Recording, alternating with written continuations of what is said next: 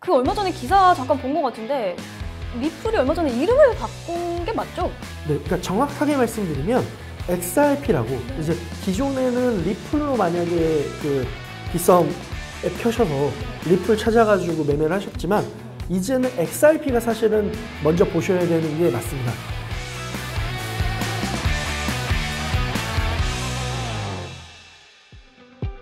안녕하세요. 별의별 크립토 시즌2 진행을 맡은 황유주입니다. 반갑습니다. 네, 별의별 크립토가 작년 12월이었죠. 시즌1을 마무리하고 약 2달간의 휴식기를 가진 뒤에 시즌2로 돌아오게 됐는데요. 저 황유주가 이번 시즌2를 함께하게 됐습니다. 사실 저도 평소에 크립토에 관심이 많았는데 이렇게 별의별 크립토 사실 평소에 관심 있게 보고 있었거든요. 굉장히 전문성 있는 프로그램이라고 생각했는데 이렇게 합류하게 돼서 굉장히 영광이면서 또 어깨가 무겁기도 한데 아무쪼록 너무 어려운 주제들을 너무 어렵지 않게 말랑하게 풀어가는 역할을 좀 해보도록 하겠습니다. 그리고 또 제 옆에 익숙한 분이 한 분 계시는데요. 이 별의별에서 별을 담당하고 계시죠? 크립토 애널리스트 박별 연구원님 모셨습니다. 안녕하세요. 반갑습니다. 안녕하세요. 별의별 크립토에서 별을 맡고 있는 박별이라고 합니다. 네, 이렇게 쉬는 동안 뭐하고 지내셨어요? 잘 지내셨나요? 그 쉬는 동안 그 온체인 데이터 관련해서 제가 이제 개인적으로 좀 정리를 하고 강의 같은 것도 좀 준비를 하고 있는데 그러면서 사실은 작년을 한번 좀 회고를 해봤습니다. 그래서 뭐 잘한 것들이나 못한 것들 그런 것들 분석해봤는데 아마도 시청자분들도 그런 시간을 가졌을 텐데요. 올해 그 별의별 크립토 이제 다시 시작했으니까 좀 저희와 함께 어려운 시장 한번 슬기롭게 잘 대처 한번 해보시죠. 네, 좋습니다. 앞으로 별님과 저와의 케미도 여러분 기대를 해주시면서 본격적으로 별의별 크립토 시즌2를 열어보도록 할 텐데요.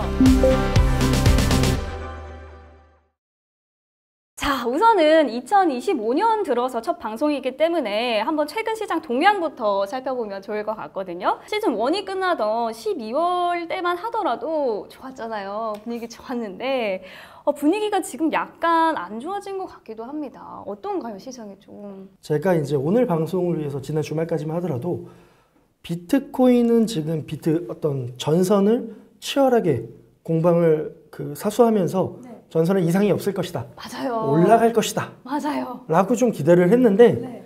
아침에 눈을 뜨자마자 야 이상 있다 이제 지금 이거 공방 중이다. 네. 라고 해서 급하게 좀 내용도 수정을 하고 그러니까요. 좀 시장을 좀 달리 보고 있습니다. 네, 어제까지는 전선 이상 무라고 저희가 자료를 준비를 했는데 오늘 아침에 갑자기 공방 중. 치열하게 공방 중. 아니 이게 어떻게 된 일일까요? 뭐 일단 한번 간단하게 시장을 정리해봐 드리면 네. 비트코인이 일단은 10만 달러를 지난주에 돌파하는 걸 실패했다라고 봐도 될 것 같고요. 네. 그리고 21일부터 사실 지금까지 9만 5천 달러에서 한 약 6% 정도 하락을 했습니다. 네. 그와 더불어 사실은 비트코인보다도 그 솔라나 같은 알트코인이 솔라나가 지금 16% 급락을 했고 이더리움도 7% 정도 하락을 하면서 시장이 지금 굉장히 침체된 분위기를 나타내고 있는데 네. 왜 그런 거 하니? 네, 왜 그럴까요? 크게 한 두 가지 이유를 지금 꼽을 수 있을 것 같습니다. 네. 첫째로는 이제 리브라라고 하는 아르헨티나 대통령이 이제 밈코인을 발행했는데 그것이 한 94% 하락을 하면서 내부자들만 수익을 얻고 모두가 지금 피해를 보면서 민심이 되게 황폐해진 것들이 하나 있을 것이고 네. 두 번째로는 지난주에 공교롭게 네. 북한의 그 라자루스 그룹이라고 하는 해커 그룹이 이제 바이빗이라고 하는 거래소를 해킹하면서 자본이 탈취되고 그 과정에서 이제 자산들이 매도되거나 하면서 좀 시장이 지금 어수선하고 좀 뒤숭숭한 분위기에 지금 휩싸여 있는 것 같습니다. 네. 자, 그리고 이 비트코인 저희가 전선 이상 무라고 준비를 했다가 지금 치열하게 공방을 하고 있는데 10만 달러 돌파가 이제 실패를 했고 이게 단순한 조정일지 아니면 뭐 더 큰 흐름이 바뀌는 신호로 보시는지 어떻게 생각하시는지 궁금하거든요. 지금 사실은 이번에 올랐으면 다시금 상승 모멘텀을 타고 올라갈 것이다. 네. 뭐 12만 달러, 15만 달러 막 모든 사람들이 기대하고 있거든요. 하지만 당장은 좀 어렵지 않을까. 왜냐하면 지금 준비한 자료를 보시면 우측에 92,000달러의 녹색 바가 위로 펼쳐져 있고요. 그 왼쪽으로 봤을 때는 바가 없습니다. 이게 무엇인고 하니 이 차트가 매수한 구간에 이 바가 생깁니다. 그리고 그 높이가 금액입니다. 그랬을 때 지금 92,000달러 왼쪽에 없다라는 것은 이 왼쪽에서는 어떤 지지대, 매물대 같은 게 없다라는 거거든요.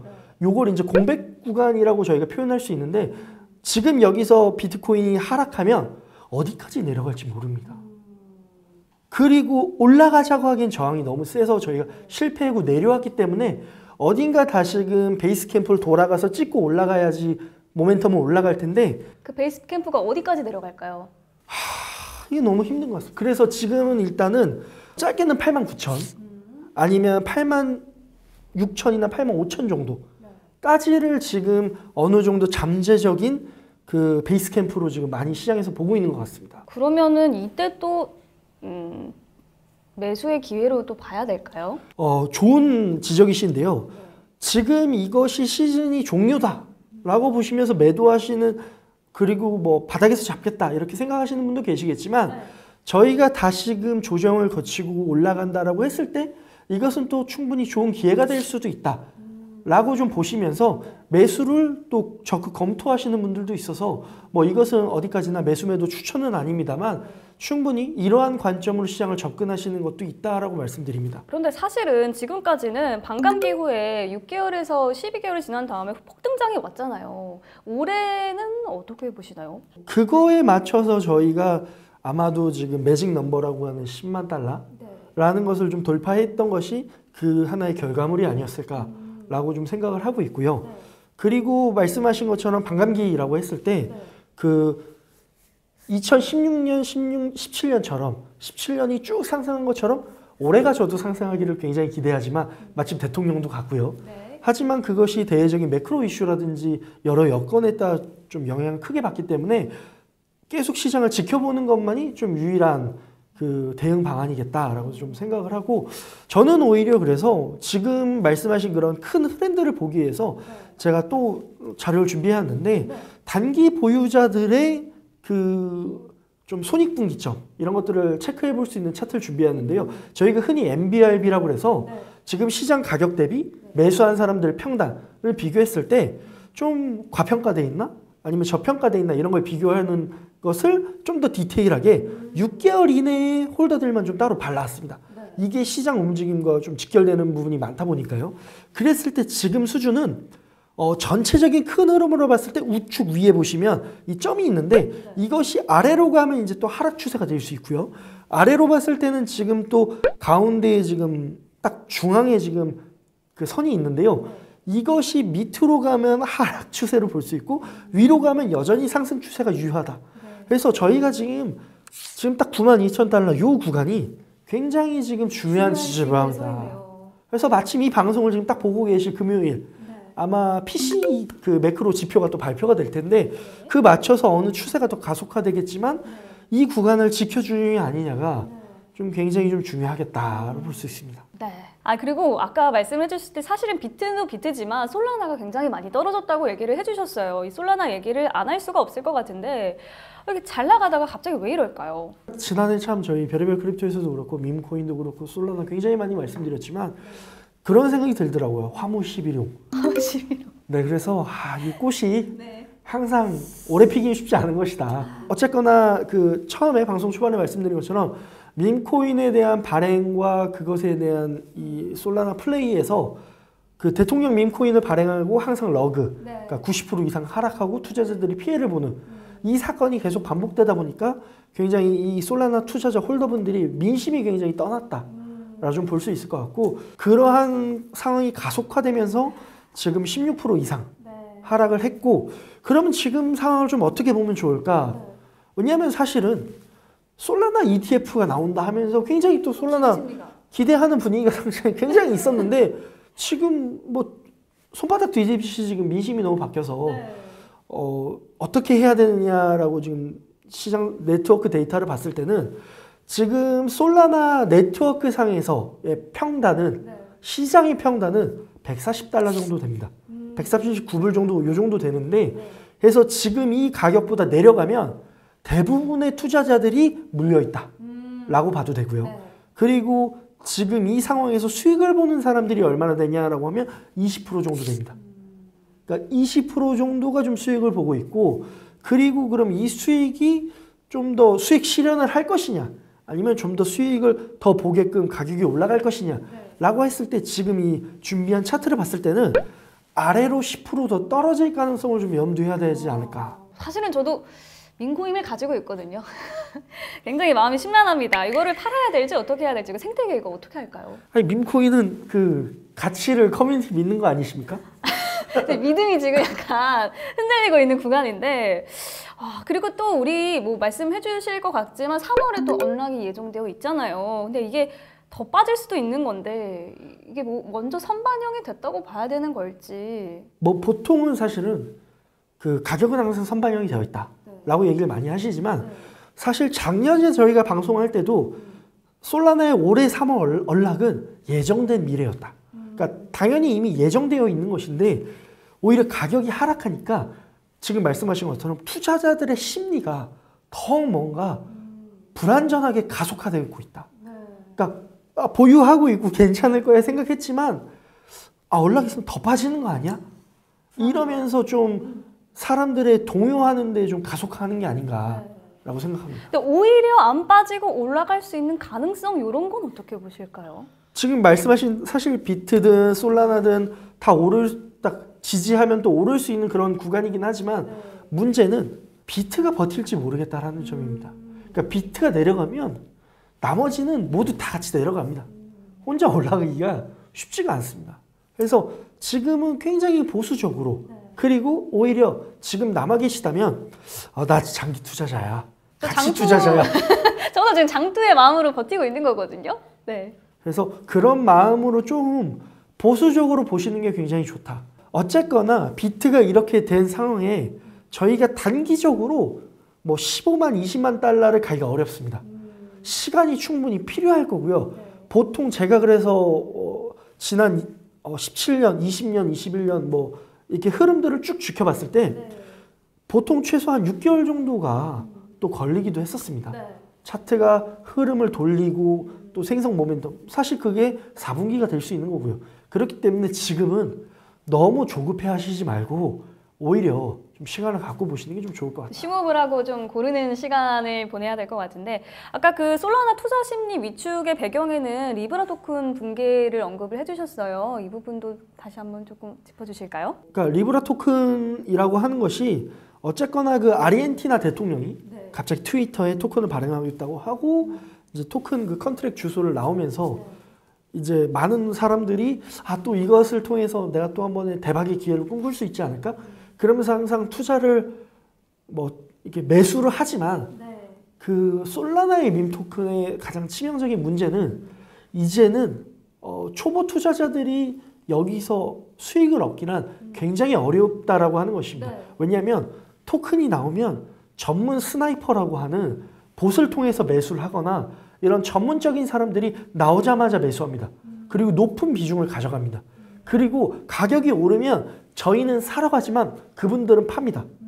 그렇기 때문에 소위 말하는 저희가 출구 유동성이 된다는 표현을 하죠. 그러니까 그러한 사건이 이 대통령 리브라 토큰의 정점을 찍은 것이었는데요.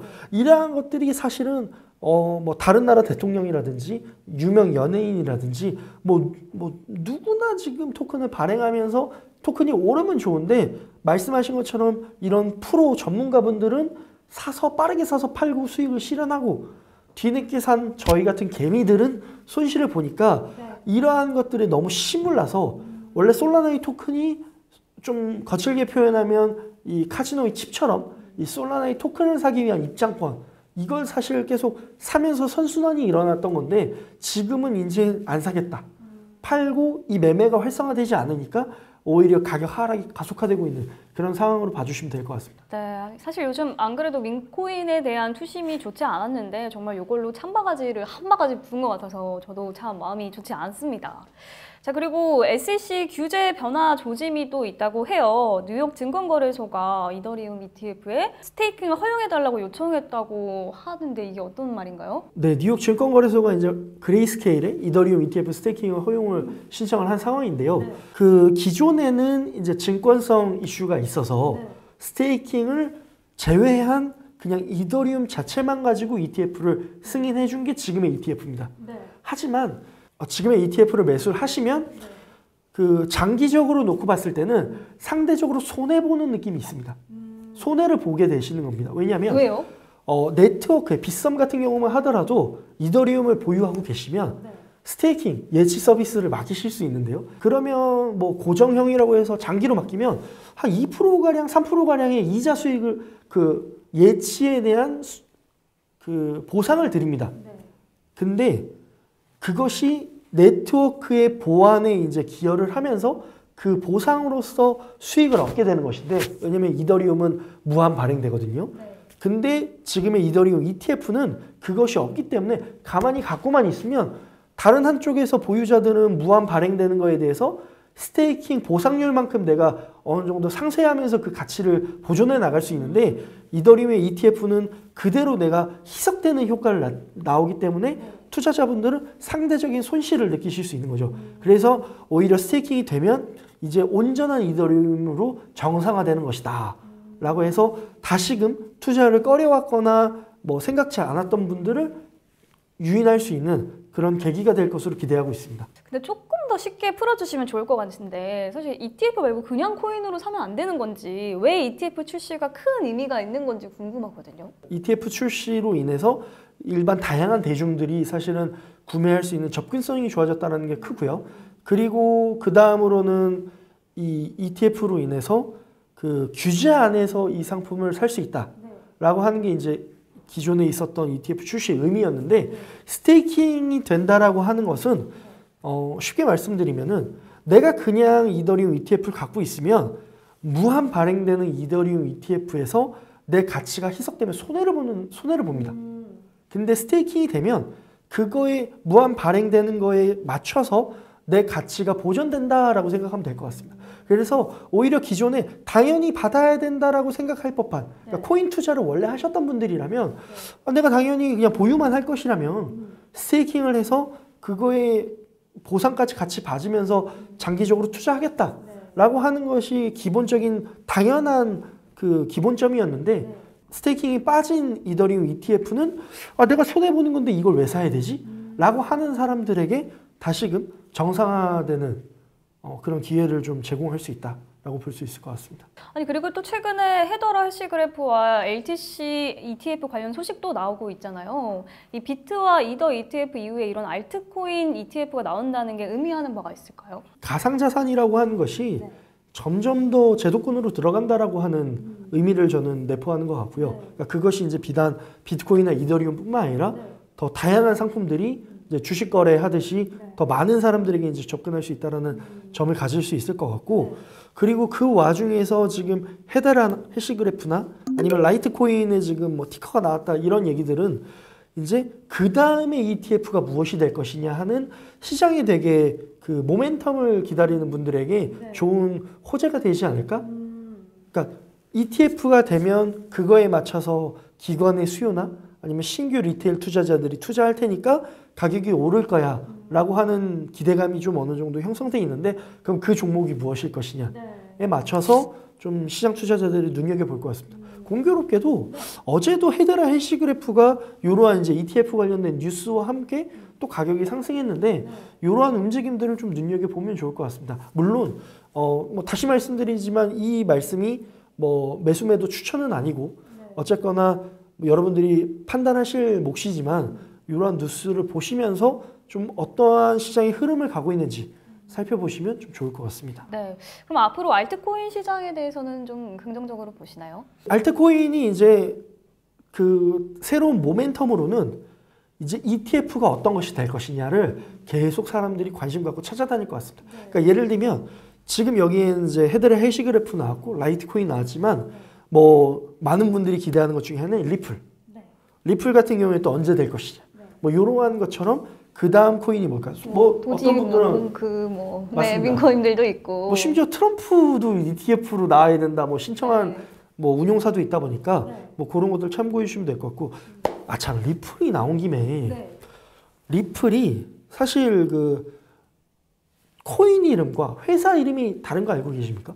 그 얼마 전에 기사 잠깐 본 것 같은데 리플이 얼마 전에 이름을 바꾼 게 맞죠? 네, 그러니까 정확하게 말씀드리면 XRP라고 이제 기존에는 리플로 만약에 그 빗썸 앱 켜셔서 리플 찾아가지고 매매를 하셨지만, 이제는 XRP가 사실은 먼저 보셔야 되는 게 맞습니다. 이름이 바뀌었고, 그리고 혹시 모르실까봐 지금은 괄호해가지고 리플 병기를 하고 있거든요. 네. 근데 이게 좀 쉽게 표현드리면 뭐냐면 저희가 스테이블 코인 중에 USDT라고 아시죠? 네. 뭐 당연히 아시겠지만 근데 그거를 발행한 회사가 테더사입니다. 그리고 그 상품의 이름이 USDT입니다. 근데 우리가 흔히 농담처럼 테더 샀어? 이렇게 얘기하는 것처럼 저희가 그냥 관성적으로 리플을 샀어? 이렇게 표현한 것들을 좀 바로잡고자 앞으로는 코인의 이름이 XRP인 거고 회사가 리플이다. 이렇게 이해하시면 좀 좋을 것 같습니다. 좀 정식 명칭을 사용하는 쪽으로 가는 거네요. 그리고 또 정부가 법인의 가상자산 투자를 단계적으로 허용하는 로드맵을 발표했는데 그렇다면 그동안은 법인들이 가상자산 투자를 못했던 건가요? 예전에는 했었다가 못하게 됐고 그리고 지금은 공식적으로는 할 수 없습니다. 왜냐하면 저희가 빗썸에 매매를 하려고 하면 내가 가입을 해서 내 계좌가 있어야 되지 않습니까?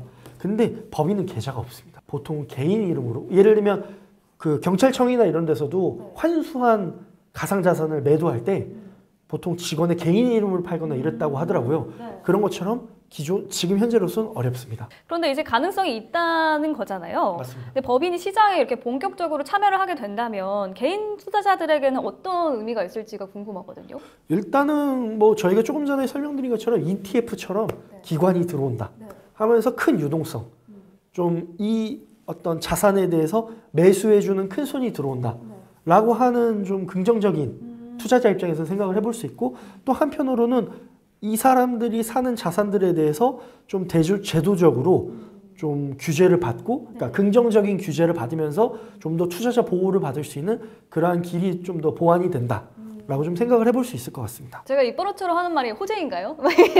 자주 질문하는데 긍정적인 영향을 줄 수 있다고 볼 수 있겠네요. 기존에 이제 업계에 계신 분들에게는 굉장히 호재인데요.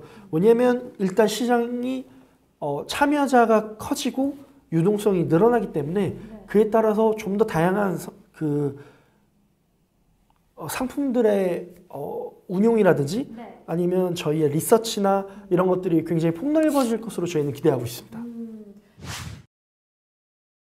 자, 이렇게 해서 오늘 별의별 크립토 시즌2 첫 화를 함께 했는데요. 제가 첫 화를 하면서 느낀 게 이게 정말 소리 없는 총성 정쟁과 같다 이런 생각이 들면서 이 치열한 시장에 살아남기 위해서는 별의별 크립토를 꼭 봐야 된다. 시장의 흐름을 여기서 짚고 가야 된다 이런 생각이 좀 들었습니다. 오늘 어떠셨나요? 정말 오랜만에 이제 다시 시즌2를 시작해서 좀 좋은 소식을 알려드리고 싶었고 하지만 시장은 녹록지 않았다. 사실 저희가 여기 보이십니까? 유주 아나운서님이 빨간색을 입으셨고 저희가 이제 녹색을 입으면서 치열한 이 차트 위에서 양봉과 음봉이 지금 경쟁하고 있는 이런 시장 상황을 한번 표현해 봤는데요. 모쪼록 좀 투자자분들은 심기 불편하실 수도 있고 어려운 장일 수 있는데 이제 3월이고 이제 1분기가 끝나갑니다. 이제 1분기 아직 3월이 또 남아 있는데 그런 상황에서 좀 더 너무 일희일비하지 마시고 좀 시장을 함께 별의별 크립토와 함께 지켜보시면 좋을 것 같습니다. 네, 다음 주에도 시의적절한 이슈와 각종 데이터에 기반한 양질의 정보로 찾아오도록 하겠습니다. 별의별 크립토 시즌2 많은 관심 부탁드립니다. 좋아요, 댓글, 구독, 알림 설정까지 꼭 부탁드리겠습니다. 감사합니다.